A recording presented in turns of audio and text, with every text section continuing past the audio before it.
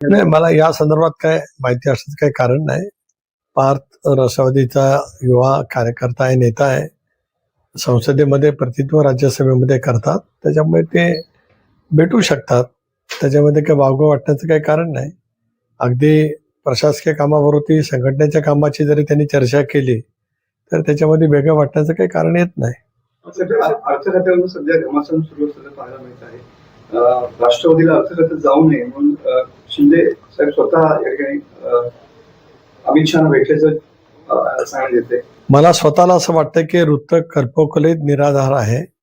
याचं कारण असं की आदरणीय एकनाथराव शिंदे साहेब जे उपमुख्यमंत्री आहेत, ज्यांनी मधल्या कालावधीमध्ये परिवर्तन करत असताना राज्याचं मुख्यमंत्रीपद भूषवलेलं आहे उत्तम पद्धतीने.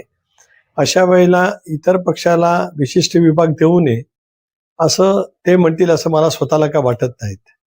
ते एक त्यांच्या पद्धतीने एक वेगळ्या पैचं राजकारण करणारे एक ते व्यक्तिमत्व आहे.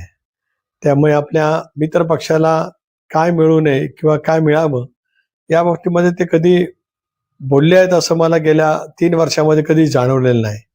सुसंस्कृतपणाने त्यांच्या पक्षाच्या वाढीसाठी जे करायचं आहे ते करण्यासंदर्भात ते कणखरपणाने पावलं उचलत असतात आणि ते जी काही पावलं उचलत असतात त्याला अनेक वेळेला यश मिळत असतं. त्यामुळे त्यांचं कर्तृत्व ते त्या पद्धतीने दाखवतात. राष्ट्रवादी काँग्रेस पक्षाशी त्यांचे संबंध सौहार्दाचे आहेत. कालही होते स्वर्गीय अजितदादा असताना, आजही आहेत आणि उद्याच्या भवितव्यामध्ये सुद्धा त्यांचे आमचे संबंध अतिशय सौहार्दाचे राहतील. राष्ट्रवादी शरद पवार गटाचे नेते जेव्हा अर्थखातं जेव्हा होतं तेच अर्थखातं आता राष्ट्रवादीने मिळावं अशी तुमच्या पक्षाची देखील मागणी आहे ना. आमची मागणी आहे म्हणूनच आम्ही म्हटलं या विषयावरती की आम्ही पक्षाचे प्रमुख नेते राज्याचे मुख्यमंत्री महोदयांची भेट घेणार आहोत. आमच्या नेत्या उपमुख्यमंत्री सुनेत्रा वहिनी यांच्या नेतृत्वाखाली एक कोर ग्रुपचं शिष्टमंडळ मुख्यमंत्र्यांची भेट घेऊ इच्छित आहे. आम्हाला भेट दिल्याच्यानंतर आम्ही या विषयावरती आणि इतर अनेक बाबींवरती आम्हाला चर्चा करायची आहे. त्याला नक्की त्या विषयावरती आम्ही चर्चा करू. पण अर्थखात्यावर किती आग्रही राहणार तुम्ही किंवा राष्ट्रवादी काँग्रेसचा पक्ष? अर्थ खातं मागण्यासंदर्भात आम्ही ज्यावेळेला भेटणार आहोत याचा अर्थ स्पष्ट आहे. सर, राष्ट्रवादी शरद पवार गटाचे नेते जयंत पाटील यांनी मुख्यमंत्र्यांच्या भेटीनंतर काल उपमुख्यमंत्री एकनाथ शिंदे यांची देखील भेट घेतलेली आहे. नंदनवन बंगल्यावर जवळपास 1 तास बंद दारावर चर्चा झाल्याची देखील माहिती आहे आणि यावेळी जितेंद्र आव्हाड देखील उपस्थित होते. नाही, त्याच्यामुळे काय वेगळं राजकीय समीकरण असेल असं मला स्वतःला काय वाटत नाही. जयंतराव हे सुद्धा एक मुरब्बी राजकारणी आहेत, राज्याच्या राजकारणातले.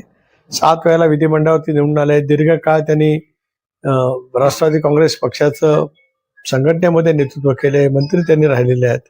वेगवेगळ्या कारणासाठी ते भेटू शकतात. त्यात मला स्वतःला काही वेगळं वागवं वाटत नाही. एक आणि पवार साहेबांचा राष्ट्रवादी काँग्रेस पक्ष आणि त्याची वाटचाल करण्याचा त्यांचा पूर्णपणाचा अधिकार आहे. पण अलीकडे शरद पवार यांचा पक्ष सत्तेत सहभागी होण्याच्या चर्चा जोरदार सुरू आहेत आणि त्यानंतर सुरू झालेल्या या गाठीभेटी, त्यामुळे राजकीय महत्व या गाठीभेटींना आलेलं आहे.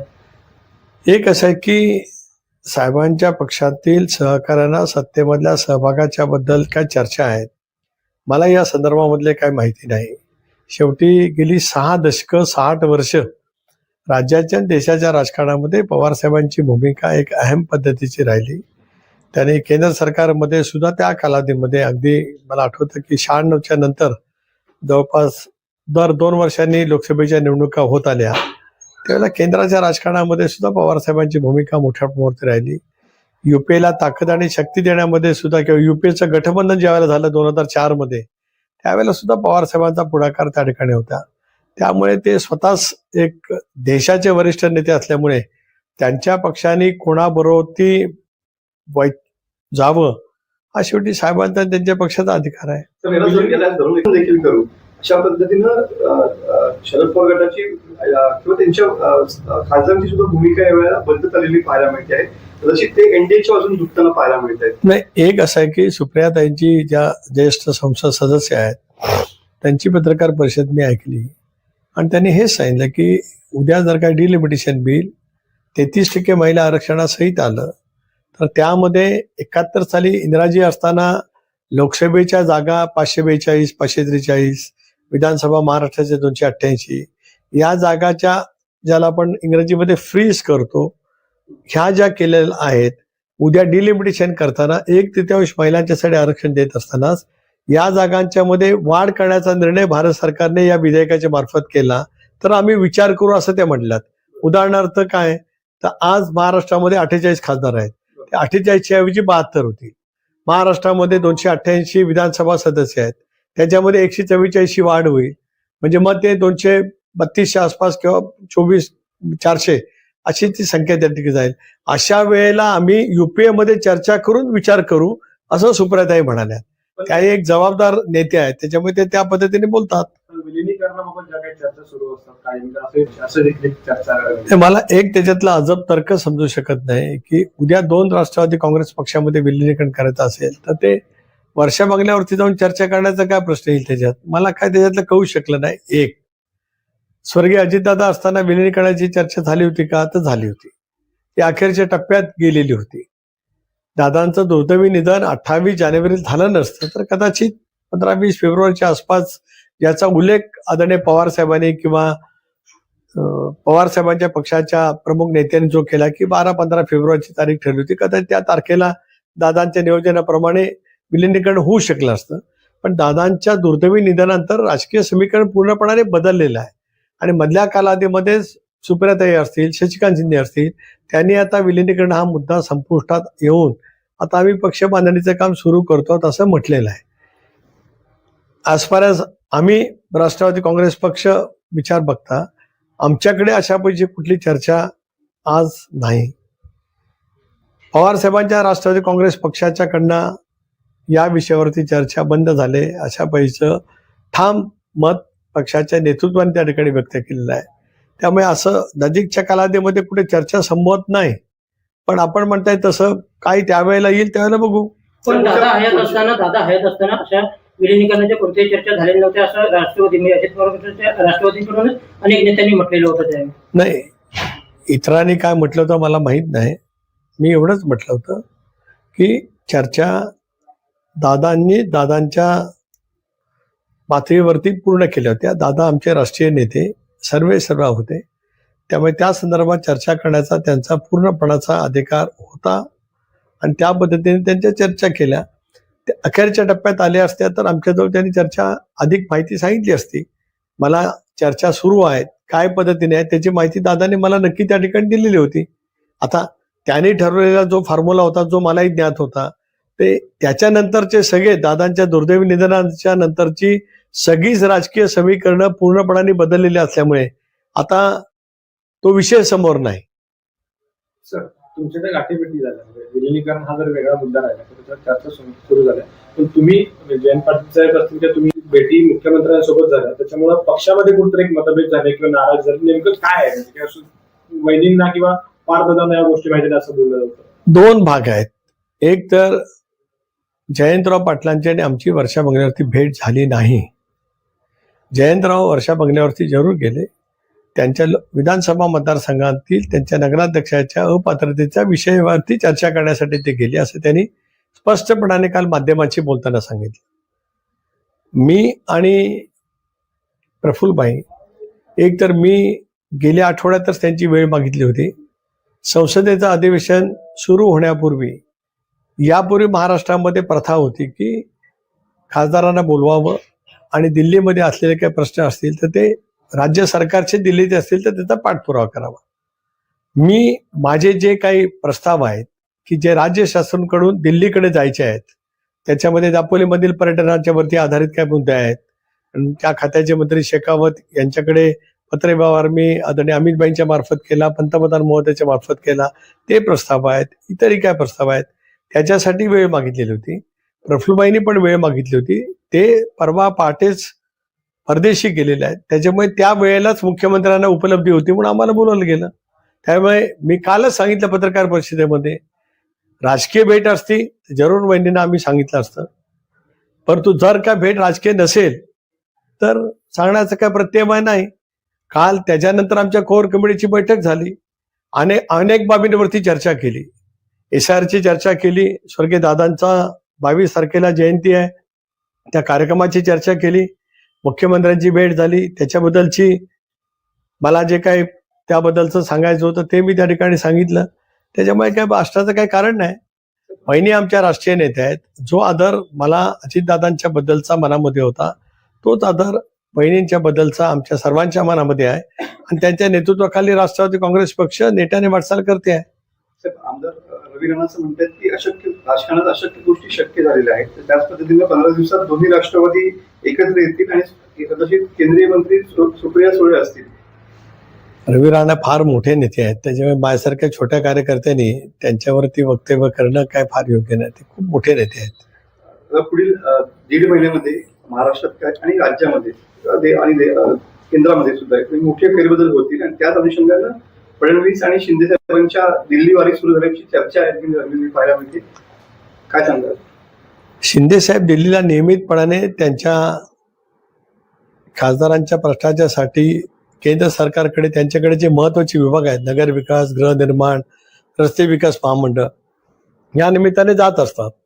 त्यांच्या प्रत्येक भेटीचा राजकीय अर्थ काढणं काही योग्य नाही, कारण ते सुद्धा एक विकासाभिमुख नेतृत्व आहे. एकनाथराव शिंदे साहेब सुद्धा मुख्यमंत्री आहेत. मुख्यमंत्र्यांचे अनेक प्रश्न, राज्य सरकारचे अनेक बाबी आज केंद्र सरकारकडे आहेत. अशा वेळेला ते जातात. भारतीय जनता पक्षाचं शिस्त नेतृत्व दिल्लीमध्ये आहे, त्या निमित्ताने जातात. आता काल आज मुख्यमंत्री दिल्लीत गेलेत काय मला माहित नाही, मी रत्नागिरीत आहे. पण साहेब, याचे राजकारणात मोठे बदल पाहायला मिळतील 1.5 महिन्यामध्ये. एक तर 20 तारखेपासून म्हणजे सोमवारपासून संसदेचं 3 आठवड्याचं अधिवेशन आहे. ज्या अधिवेशनामध्ये कदाचित हे बिल येण्याची शक्यता नाकारता येत नाही. त्यामुळे आज सर्वांचं लक्ष किंवा आम्हा एनडीए मधल्या सहभागी मित्राचं अधिक लक्ष अधिवेशनावरती आहे आणि येणाऱ्या त्या विधेयकाच्या वरती आहे. त्यामुळे मग 1.5 महिन्यामध्ये नेमक्या काय घडामोडी आहेत, काळाच्या उदरात कुठे दडलेल्या असतील, तर कदाचित स्वातंत्र्य दिनाच्या नंतर तुम्ही 1.5 महिना म्हटल्याच्या नंतर 15 ऑगस्टचा स्वातंत्र्य दिन होईल. लाल किल्ल्यावरून पंतप्रधान महोदयांचं देशाला उद्देशून भाषण होईल. पुढच्या वर्षाचा संकल्प पंतप्रधान महोदय त्या ठिकाणी करतील. त्यानंतर काय उलाढाले असतील तर तुम्हाला माहिती असतील तर आम्ही सांगू. असू शकतात, नसूही शकतात. पण साहेब, कसं आहे, आता करता आणि करणं, तुम्ही जर ह्या गोष्टी म्हटल्या की राजकीय भेटी नाहीये, तर आता जर राजकारण पाहता याच्यावरती किती विश्वास ठेवायचा जनतेनं सगळ्या? राज्यात लक्ष तुमच्याकडे आणि तिकडे केंद्रात लक्ष अमित भाई शहांकडे. नाही, माझ्याकडे राज्यात लक्ष असतं इतका मी मोठा नाही. पण एक खरं आहे की या सगळ्या प्रक्रियेमध्ये एक प्रदेश राष्ट्रवादी काँग्रेस पक्षाचा अध्यक्ष म्हणून आणि स्वर्गीय अजितदादांचा सहकारी म्हणून काय भूमिका करावी लागत असते. ते मी नेटाने पक्षाच्या हिताच्या दृष्टिकोनातून आमचे विधिमंडळातील सहकारी आमदार त्यांच्या विकासाच्या प्रश्नाच्या दृष्टिकोनातून सतर्कपणाने ती माझी भूमिका मी सतत घेत असतो. सर, तुम्ही शेवटचा प्रश्न म्हणजे जरी तुम्ही म्हटलात की गाठीभेटी या प्रत्येक राजकीय अर्थ काढू नये, मग असं म्हटलं की करताना करणे या सध्या गोष्टी म्हणजे राज्यातल्या राजकारणात सगळं बघितलं तर तसं काही आलबेल नाही, असं आपण गॅरंटेड देऊ शकत नाही. त्याच्यामुळे तुम्ही ज्या गोष्टी नाकारला की विलिनीकरण असेल किंवा कुठल्याही इतर राजकीय चर्चा सगळ्या ते ठामपणे आता आपण म्हणू शकतो जनतेसाठी म्हणून असं काहीच होणार नाही. एक असं आहे की राजकारण प्रभावित आहे. एक या क्षणाला त्याची चर्चा नाही, पण कधी चर्चा कुठल्या केव्हा येऊ शकतील याचा अंदाज मी आज करू शकत नाही. मला आज विचाराल तर आज तशी कुठेही धुसरशी शक्यता नाही. पण गतिमान राजकारणामध्ये अनेक बाबी आहेत.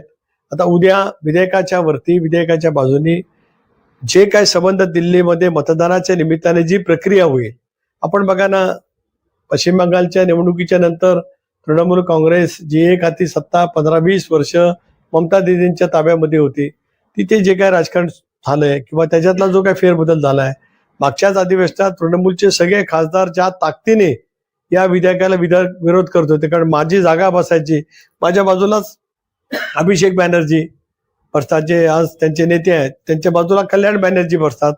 3 आसनांची जागा आहे, त्या 2 नंबरच्या रांगेत आम्ही आहोत. तिथे तृणमूल काँग्रेसमध्ये झालेली फूट पाहायला मिळते. DMK जे आज राहुल गांधींच्या बाजूला, वेणुगोपालच्या बाजूला बाळूसाहेब बसतात. DMKने पत्र दिलं की आता आम्हाला काँग्रेसच्या बाजूला बसायचं नाही, आमची आसन व्यवस्था स्वतंत्र करा. हे आम्ही मार्च-एप्रिल महिन्यामध्ये अधिवेशन ज्यावेळेला संपलं, सायनाडाईन झालं, त्यावेळेला कधीच अभिप्रेत नव्हतं.